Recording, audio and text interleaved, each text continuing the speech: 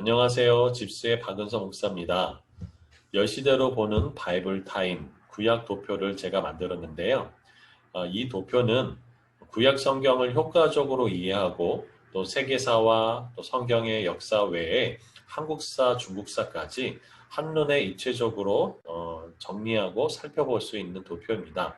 이 도표를 통해서 우리는 구약 성경을 효과적으로 이해할 수 있게 되고요. 한눈에 구약의 역사뿐만 아니라 세계 역사를 입체적으로도 파악할 수 있는데 굉장히 도움이 되는 자료입니다.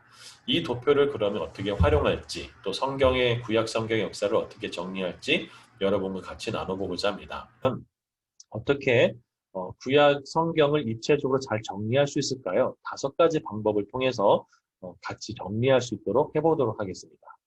먼저 저는 구약 성경의 역사를 10시대로 나누었습니다. 그거는 좀 이따 살펴보기로 하고요. 저는 이 10시대를 구약 성경과 연결하고 그다음에 구약 성경이 역사서와 선지서와 지혜서로 되어 있죠. 그것들을 이 구약 도표와 함께 연결해서 보고요. 그다음에 특별히 이스라엘 역사 속에서 가장 많은 영향력을 미쳤던 5제국들의 그런 역사와 또 성경을 한눈에 연결해보고 그리고 우리나라의 역사인 한국사 또 중국사까지 연결해서 성경을 입체적으로 구약 성경을 한눈에 입체적으로 볼 수 있도록 하는 방법을 여러분 같이 나눠보고자 합니다. 먼저는요, 우리가 성경의 역사를 나눠보고자 할 때, 우리가 창조 시대, 창세기 1장부터 11장의 시대인데요. 흔히 이 시대에는 4가지 사건이 대표적으로 할 수 있죠. 하나님께서 인류를 창조하신 창조, 그 다음에 아담과 하와가 타락했던 그 타락의 사건, 그 다음에 노아로 대표되는 홍수의 심판, 그리고 노아의 이후의 후손들이 다시금 하나님 앞에 교만했던 그 탑을 만들었던 바벨탑 사건. 이것이 이제 창조 시대의 중요한 흐름이죠. 그리고 창세기 12장부터는 이제 족장이 나오죠. 하나님께서 부르셨던 아브라함, 이사, 야곱, 요셉으로 대표되는 족장 시대가 있습니다. 그리고 요셉이 애굽의 총리로 세워지면서 그 가뭄으로 인해서 이스라엘 사람들이 다 애굽에 살게 되죠. 이 시대가 바로 애굽 시대고요. 애굽 시대 이후에 하나님께서 모세를 통해서 이스라엘 백성을 애굽에서 탈출하게 하죠. 그 시대가 이제 광야 시대입니다. 이 광야 시대를 통해서 하나님은 이스라엘 백성과 언약을 맺고 또 광야에서 또 성막을 짓는 일이 벌어지죠. 광야 시대를 끝으로 이스라엘 백성들은 가나안을 드디어 약속의 땅 가나안을 정복하게 되죠. 그것이 바로 정복 시대입니다. 정복 시대가 끝나고 이제 여호수아 사후에 12명의 사사로 칠이 되는 사사 시대가 도래하게 됩니다. 이 사사 시대의 끝에 이스라엘 백성들은 사무엘에게 왕을 요구하게 됩니다. 그래서 다른 나라들처럼 우리도 왕을 세워달라고 요구하게 되죠. 하나님께서는 이들의 요구를 들어주셔서 왕을 세우게 됩니다. 여러분이 잘 아시는 사울, 다윗, 솔로몬 같은 통일 왕국 시대가 열려집니다. 솔로몬은 솔로몬 성전도 짓기도 했고 잠언과 또 전도서를 또 기록했던 왕이기도 하지만 그의 말년에는 이방 여인과 결혼함으로 인해서 이방 년들이 왕의 마음을 돌려서 우상 숭배를 하게 되죠. 하나님은 이것에 대해서 많이 경고도 하셨지만 그가 마음을 돌이키지 않게 되고 결국은 하나님께서는 그의 나라를 이제 그의 사후 후에 이제 나라를 둘로 쪼개지죠. 그래서 분열 왕국의 시대로 됩니다. 이런 분열 왕국의 시대에서 북이스라엘과 남유다. 그래서 북이스라엘 10지파, 남유다의 베델과 베냐민과 유다 지파. 그래서 두 지파가 나눠지게 되죠. 그래서 북이스라엘은 BC 722년에 아수르에서 멸망하고요. 남유다는 586년 바벨론에서 멸망하죠. 그래 바벨론에 멸망하고 난 다음에 이들은 바벨론 땅에 끌려가게 되는데 이때가 바로 포로 시대이죠. 바벨론은 갑자기 혜성처럼 등장한 고레스에 의해서 멸망하게 됩니다. 그리고 고레스는 수많은 사람들이 바벨론으로 끌려왔던 그들을 돌려보내게 되죠. 그러면서 어, 그 바벨론 땅에서 예루살렘으로 돌아오는 바벨론 포로 귀환 시대, 그래서 포로 귀환 시대가 열리게 됩니다. 그리고 포로 귀환 시대를 끝으로 우리 그 말라기서가 이제 성경 구약 성경에 끝나잖아요. 그래서 말라기부터 예수님이 오셨을 때 예수님의 길을 예비했던 세례 요한의 시대까지가 약 400년 정도 되는데요. 이 시대를 흔히 우리가 중간사, 신구약 중간 시대라고 불려지기도 합니다. 이렇게 구약 성경을 10시대로 나눠 보면 우리가 성경을 이해하는데 굉장히 효과적으로 이해할 수 있고 정리할 수 있습니다. 자, 이렇게 저는 성경을 10시대로 나눴는데요. 이 10시대로 나눈 것들을 이제 성경과 연결해 보는 것이 필요하겠죠. 자, 그럼 한번 성경을 연결해 보겠습니다. 여러분이 잘 알았던 우리 창조시대, 족장시대, 애굽시대, 광야시대의 생활을 다 기록한 것이 바로 모세오경이죠. 그래서 창세기, 출애굽기, 레위기, 민수기, 신명기. 이것이 바로 어, 이 창조시대부터 광야시대에 기록된 성경이죠. 자, 그리고 모세 이후에 정복의 과정을 그렸던 성경이 있죠. 여러분이 잘 아시는 여호수아입니다.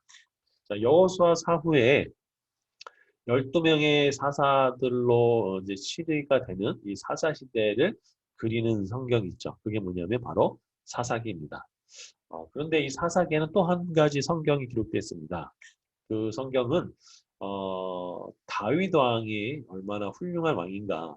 특별히 사사 시대는 이런 슬로건이 있습니다. 그때는 왕이 없었으므로 각기 자기 오른소견대로 행하였더라. 그렇게 각기 옳은 소견대로 행함으로 이 사사 시대는 영적인 어둠의 시대가 됩니다. 그러나 하나님의 율법을 지켰던 사람들, 또 그 가정이 소개되는데 여러분이 잘 아시는 룻과 보아스가 바로 여기죠. 그래서 사사 시대를 배경으로 쓰여진 성경은 바로 룻기입니다. 그러고 난 다음에 이제 사사 시대 끝에 이스라엘 백성이 왕을 요구하잖아요.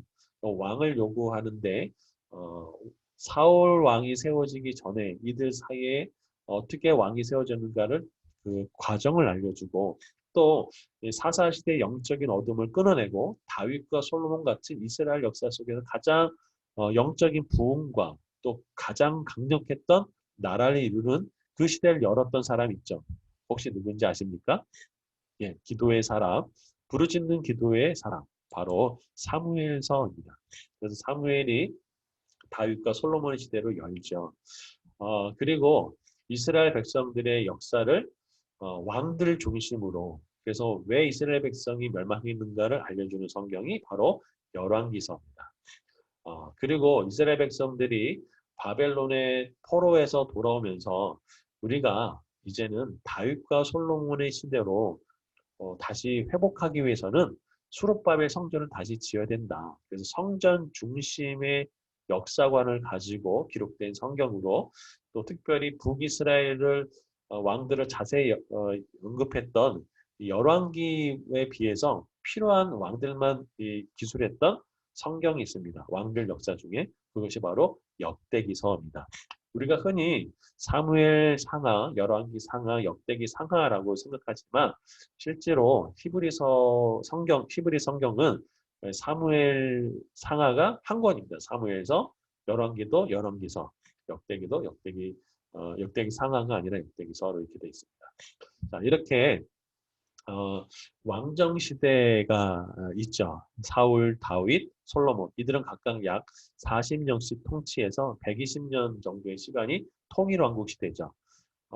여러분 솔로몬이 이제 931년에 죽으면서 나라가 둘로 나눠지게 됐는데 북이스라엘의 왕은 어떤 왕인지 잘 아십니까? 아마 여로보암인지 느호보암인지 많이 헷갈리실 겁니다. 남유다는 어떤 왕일까요? 여기에는 좀 유치하게 외우는 방법이 있는데요. 여러분 솔로몬의 니을 있잖아요. 네, 그 니을. 그럼 자식도 니을로 되겠죠. 그래서 솔로몬의 자식 느호보암이 남유다를 통치하게 되고요. 북이스라엘은 여로보암이 통치하게 됩니다. 북이스라엘은 9개 왕조, 그 다음에 여러 명의 왕이 계속해서 바뀌게 되고요. 남유다는 다윗 왕조 하나로 19명의 왕과 1명의 여왕 아달랴가 있었죠. 자, 586년 예루살렘이 멸망하게 되면서 이스라엘 백성들은 바벨론에 의해서 포로로 끌려가게 됩니다. 여러분 이렇게 왕들의 역사가 굉장히 복잡한데요. 이런 왕들의 역사를 한눈에 볼 수 있도록 이 도표가 잘 구성되어 있습니다.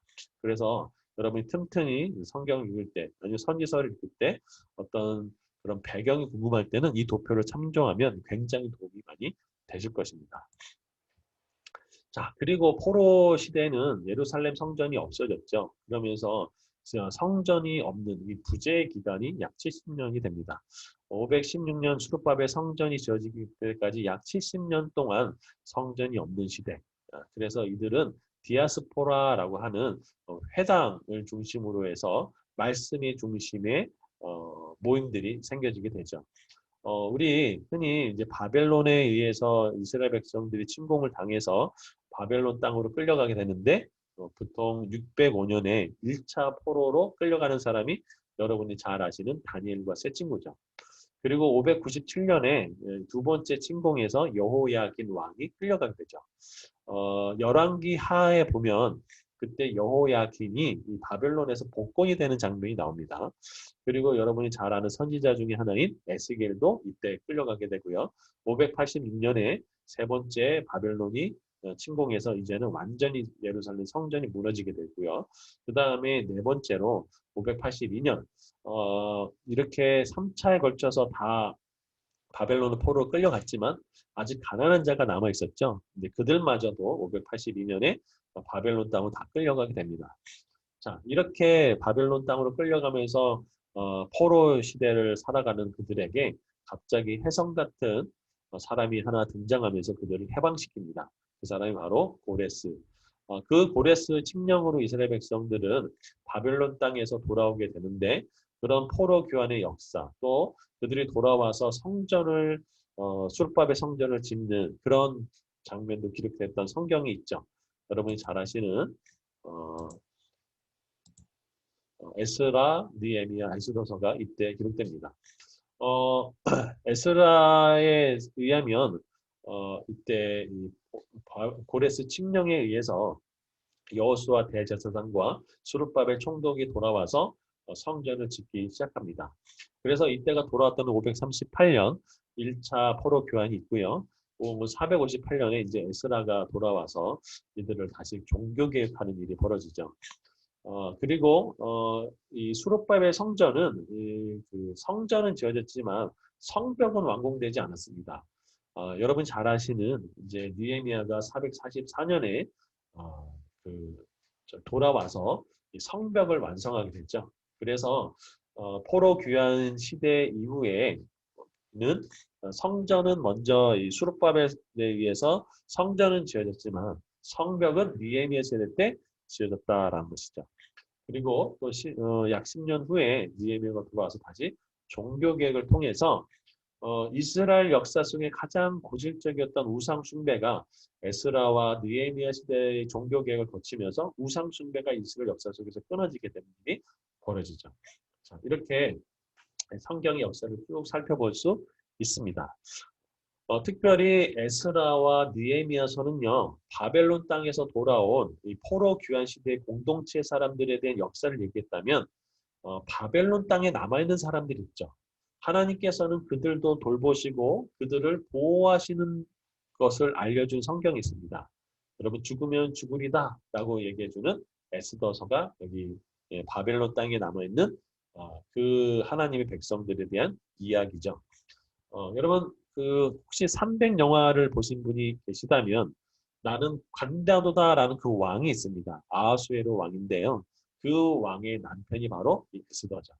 이렇게 보면 성경이 좀 재밌지 않을까요? 여러분 구약 성경은 이제 말라기로 끝나는데요. 말라기부터 이 이후 시대 그 세례 요한 때까지가 이제 중간사라고 말씀드렸습니다. 이렇게 보면 성경 열 시대와 이 성경을 이렇게 연결하면 이제 머릿속에 정리가 잘 됩니다. 자, 그래서 이제 두 번째는 이제 구약 성경은 역사서, 그 다음에 선지서, 예언서라고 하죠. 또 지혜서가 있습니다. 이것을 구약 도표와 또 이렇게 구약 성경을 연결해 보면은 효과적으로 이해하는 데 도움이 됩니다. 한번 보겠습니다. 우리가 지금까지 살펴봤던 모세오경이라든가 룻기라든가 에스라, 느헤미야, 에스더서는 한마디로 역사서라고 할 수 있습니다. 그런데 또 하나 성경이 있죠. 여러분이 잘 아는 하나님께서 이스라엘 백성의 선지자를 통해서 이스라엘을 경고했다. 그래서 돌아와라 멸망을 경고하기도 하고 그래서 특별히 이사야부터 이 스바냐까지 요 성경 또 이스라엘 백성이 멸망과 그 다음에 바벨론 그 포로 시대를 같이 겪었던 에스라, 에레미야, 에가 또 다니엘 같은 선지서 그리고 포로 시대에서 돌아와서 성전을 건축하고 또 하나님께 다시 돌아가라 또 회개하라 라고 알려줬던 하나님의 선지자들 학개, 스가랴, 말라기 이것이 뭐냐면 예언서죠. 그래서 이렇게 예언서를 이렇게 기록해 볼 수 있고요. 또 하나 중요한 것이 이제 지혜서가 있겠죠. 여러분 그 욥기 아시죠? 욥기의 그 욥은 흔히 우리가 이 족장 시대를 배경으로 봅니다. 그래서 욥기가 그때 시대가 여기 족장 시대 그리고 시편과 잠언과 전도서와 아가서가 다윗이 지었던 시편 또 솔로몬도 잠언도 짓고 전도서도 짓죠. 이렇게 아가서도 마찬가지고. 그래서 이 북이스라엘과 분열 왕국의 역사까지 이렇게 쭉 나오는 것이 이 지혜문학서라고 볼 수 있습니다. 이러면 구약 성경의 그 역사서, 그 다음에 선지서, 그 다음에 지혜서가 한눈에 머릿속에 정리될 수 있는 성경이죠. 도움이 되셨으면 좋겠습니다. 자, 그 다음에 이제 성전과 5대 제국을 역사를 이해할 필요가 있죠. 그래서 애굽의 역사, 아수르의 역사, 또 바벨론의 역사, 페르시아의 역사, 그리고 헬라의 역사 이렇게 성경의 역사와 함께 정리해 볼 수 있습니다.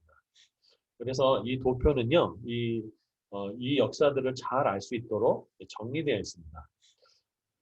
여러분 그 다니엘서 11장을 보면 이 페르시아를 멸망시키고 나서 혜성처럼 그 알렉산더 대왕이 등장하고 그 나라가 이제 강성하다가 갑자기 네 개로 쪼개지고 그 나라 중에 두 나라였던 프톨레미 왕조와 셀루코스 왕조가 나눠서 유대 땅을 다스리게 되고 또 이 둘 사이 어떻게 전쟁이 일어날 것인지를 다니엘서는 굉장히 놀랍게도 예언해놨습니다. 그리고 그것이 실제로 역사 속에 이루어지고 있죠.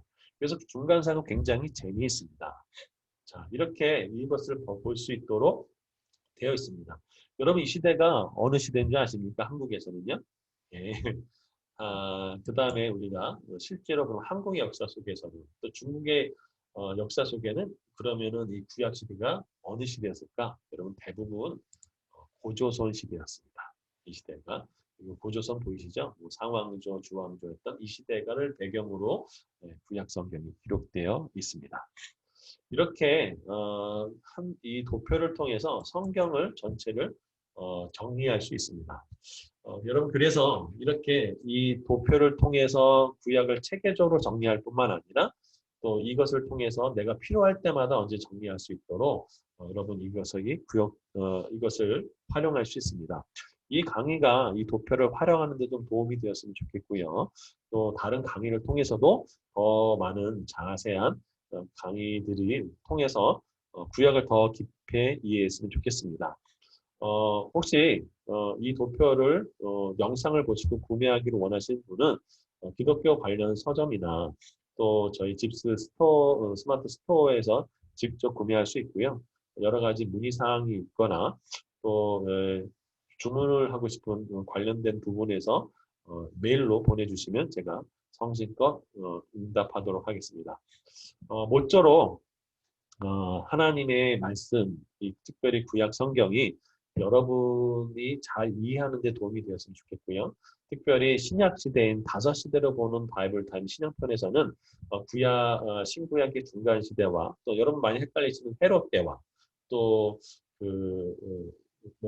바울의 전도연 같은 것들도 5시대를 통해서 또 잘 구체적으로 알 수 있도록 5시대로 보는 바이블 타임도 다른 강좌에서 열리니까 그때 참고하시면 도움이 되겠습니다.